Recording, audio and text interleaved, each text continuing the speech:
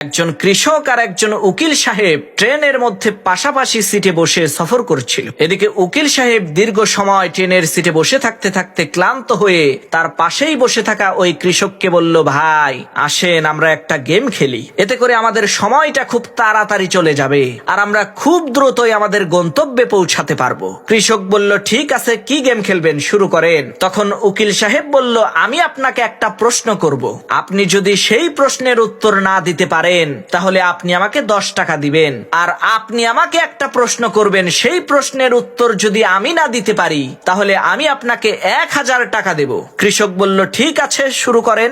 উকিল সাহেব প্রথমে প্রশ্ন করলো, ভাই বলেন তো পৃথিবী থেকে চাঁদের দূরত্ব কত? উকিল সাহেবের এই প্রশ্ন শুনে কৃষক কোনো কথা না বলে চুপচাপ পকেট থেকে 10টা টাকা বের করে সেই উকিল সাহেবকে দিয়ে দিল। এরপর সেই কৃষক ওই উকিল সাহেবকে প্রশ্ন করলো, ভাই বলেন তো কি এমন জিনিস যেটা 3 পা দিয়ে হেঁটে পাহাড়ের উপরে ওঠে এবং 4 পা দিয়ে হেঁটে পাহাড় থেকে নিচে নামে? কৃষকের এই প্রশ্ন শুনে ওই উকিল সাহেব অনেকক্ষণ চিন্তা ভাবনা করে কোনো কুল কিনারা না পেয়ে বাধ্য হয়ে ওই কৃষককে 1000 টাকা দিয়ে দিল। এরপর ওই কৃষককে জিজ্ঞেস করলো, ভাই এই প্রশ্নের উত্তরটা কি বলেন তো? তখন ওই কৃষক পকেট থেকে 10টা টাকা বের করে ওই উকিলের হাতে দিয়ে বলল, ভাই এই যে নেন আপনার 10 টাকা। উকিল সাহেব অবাক হয়ে বলল, ভাই 10 টাকা দিলেন কেন?